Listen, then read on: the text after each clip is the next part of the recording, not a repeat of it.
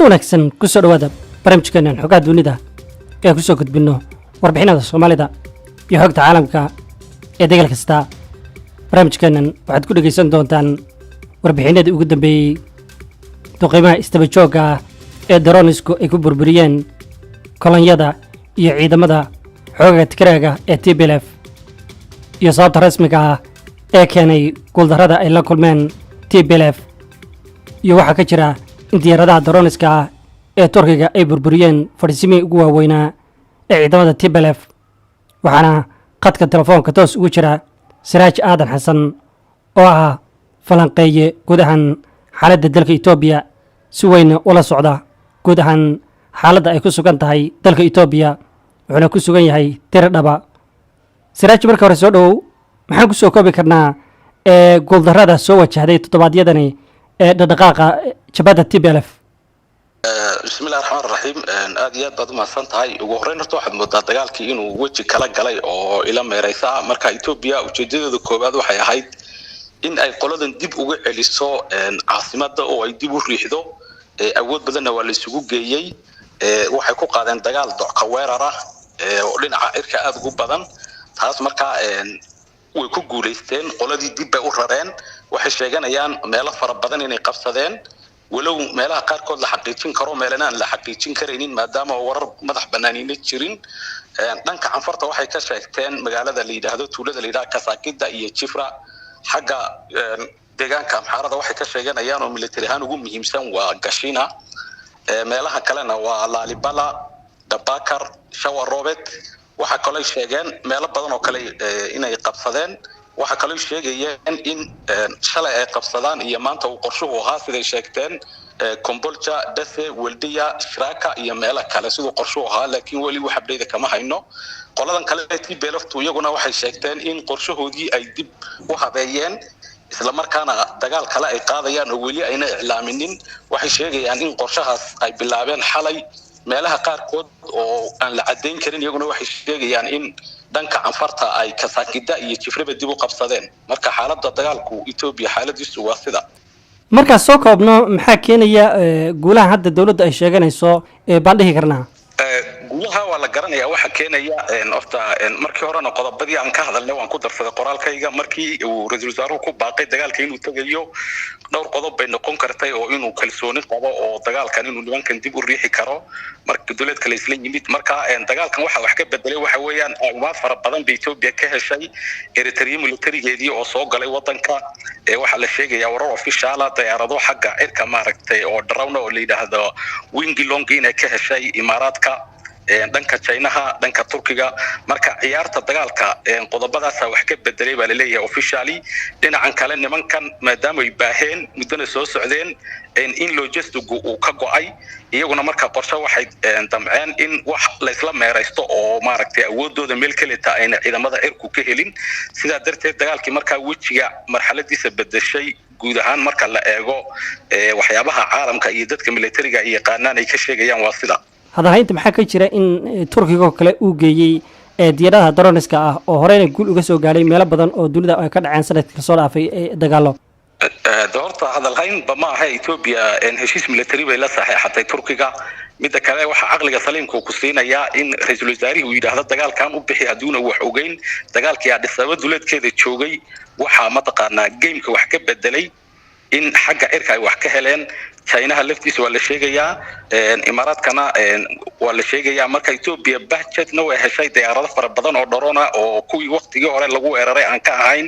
xilligii hore diyaaradihii isticmaalayay Itoobiya waxa la yidhi waxa laga lahaa wadanka Iran, kuwaas marka saameyn badan ma lahayn. marka taas waxa markhaati kugu noqon kara in ra'iisul wasaaruhu isku haleeyo uu yiraahdo dagaalkii baan u bixi iyo dagaalku sidii isu bedelay. nidaamkana xagga dhulka waxa la sheegayaa in aan lagaga sarreynin, laakiin xagga cirka uu lagaga sarreeyo. marka taas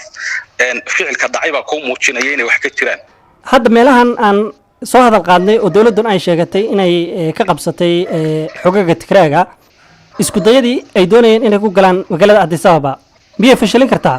kulli horta dibdhac baa dagaalka guud ahaantii ku yimid. iyaguna waxbay sheegteen waxaana ficilkiisa waa la isla arki karaa. waxay ku xidhnaanaysaa hadda awoodan Ethiopia ay qaban qaabise ee dhinaca cirka iyo dhinaca dhulka iyo waxyaabahan sida loo joogteeyo hadii marka tan joogto laga dhigi kari waayo oo xagga dambe dagaalka waxa uu soo hari doona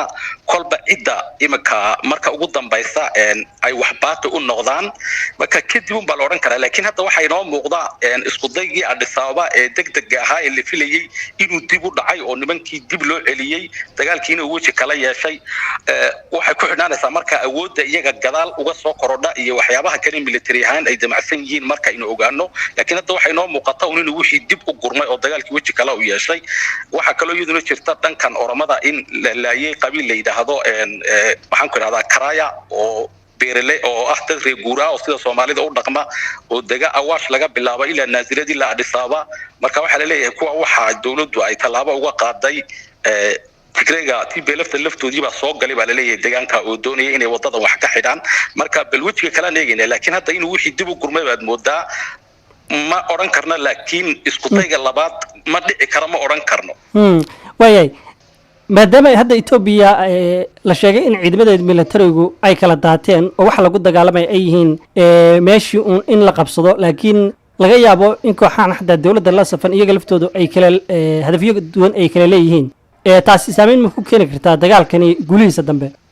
way ku keeni kartaayo military Ethiopia hadda waxa laga guuleysan kara nimankan waa human wave waa dadkii oo yaacaya oo dad cusub oo farbadan oo la tababaray iyo xabashidii aad loo abaabulay ciidamo badan oo la ururiyay iyo cirkii marka saameyn way ku kansan kartaa labada dhinacba kuwan kale laftoodu hadii ayna kaalmo helin iyo wax kale oo gargaara ama qorshe kale la imanin labada dhinacba saameyn game bay u noqon kartaa ay wax ku bedelaan waxan wax ka socda ama kuwan ay hore ugu socdaan ama kuwaas ay dib ugu soo noqdaan dhanka kale dad baa waxay leeyihiin waxyaabaha keenay guuldarada waxaa ka mid ah cadaadiskii ay ku haysay ee ahaa cunaqabataynta oo taageero ay ka helayeen dhinaca Suudaan oo kale iyo reer galbeedka hubkii iyo sahaydii ay gabaabsi ka noqotay ma laga yaabaa intaasi macquul ay tahay aad bay macquul tahay horta wax cusub oo badan oo soo galay lama oga laakiin nimankan wadanka 27 sano ay xukumeen markii wadanka laga qabsaday lafteeda way firdheen hubkoodiina meelay ku aasteen wax cusubna way heleen hadda marka logisticii isku xidhayay ee ka daba iman lahaa iyo cunaqabantaytan guud oo dhinac walba ama dhinaca nolosha ama dhinaca hubka ka saameynaysa dhammaan labaduba dhanka nolosha iyo dhanka saadkaba saameyn bay ku yeelani marka waxa ay diyaaradahan ay xanib ku keeneen baa la leeyahay gaar ahaan drone-tu saadkii xagga maqale ay ka filayeen oo isaguna ka ciriiriyay iyo gurmadadii iyo kuwii la filayay inay hore u socdaan oo meelihii istiraatiijiga la garaacayo oo si xoog loo garaacayo intuba saameyn ku yeelatay baa la leeyahay رئيس وزراء إثيوبيا وحو أبال مرير كوالي إنه صعب تري دقالكي إثيوبيا iyo إريتريا maantana cadowtinimada ugu weyneed waxay ka dhaxaysaa Tigray iyo Eritrea oo xuduud wadaaga soo muuqan karto in dagaalkan uu si xumaan karo dhinac walba dagaalkii horta dagaal baa mataqaanaa waxaan oran karnaa goobta dagaalka hadii aad ku guuleysato kama dhigna in dagaalkii aad ku guuleysatay ilaa iyo hadda nimankani deegaankoodii cidma haysato iyaga deegaan waxa hadda lagu guuleystay waxa weeyaan Addis Ababa in dib looga raro marka dagaalkii waa lagu guuleystay ma oran karno wuu soo afjarmayna ma oran karno colaadu dhinac walba way ka sii biiri doontaa ama dhanka Eritrea iyo dhanka Tigray iyo dhan walba wadanka gudihiisana qoomiyadii Oromada oo mataqaanaa maalmahan qoladii oo la oran jiro iyaguna aad isu hubeeyay oo dardar wada jira marka dagaalkii waa lagu guuleystay lama oran karo laakiin nimankii dhufaysadii baa laga qabsaday dib baa loo celiyay waa la oran karaa goobtii dagaalka lagu guuleystay dagaalkii uu soo afjarmo waa lagu guuleystay lama oran karo waxa jira urur ay ku midaysan yihiin dadka waxgalka ah ee guud ahaan deegaanka ka soo jeeda oo qurbaha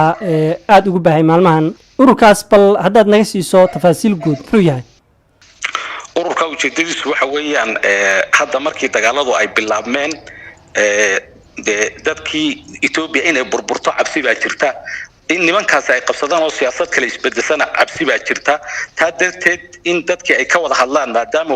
wadanka gudihiisii aan lagaga hadli karin oo tashi noocaas una jirin dadka aqoon-yahanka ayaa isu tagay waxay samaysteen ururkaasay samaysteen waxay u baaqeen ururadii kale hore u jiray ururka Siraaj loo oran jiray oo madaxweynuhu uu ka tirsanaa oo Kenya lagu soo sameeyay mas'uuliyiintiisii baa ku biiray kuwa kalena way ku soo biirayaan waxay qabsan doonaan sida aan warka ku hayo shir weyn marka waxa kalifay maadaama wadankii lagu tashan karin waxba la isku weydiin karin waa dalad dadka Soomaalida inay waqtigan isu keento kadibna marxaladda Itoobiya ay ka baaran degto oo dadka samata bixisa loogu talagalay guud ahaantiis ujeedada ururkaas uu leeyahay cid kasta oo dan Soomaaliyeed mooyee dan gooni aan lahayn ururkaas uu midayni waayo draftigiisa iyo ujeedadiisu waxa weeyaan dan gooni ama aha xukunna ma aha marka cidii manaafacaad iyo waxyaabo kale iyo leefleef ujeeda mooyaan laakiin cid kasta oo Soomaali wax u wada ma filayo oo wax garanaysa in ururka ay ka hor imanayso aad ba mahadsan tahay Siraaji Aadan Xasan Turaabi aqoonyahan si weyn uga faalooda arrimaha dawlad deegaanka iyo guud ahaan xaaladda Itoobiya oo nala falanqeeya siyaasadda guud ahaan dalka Itoobiya aad ba mahadsan tahay mudane thank you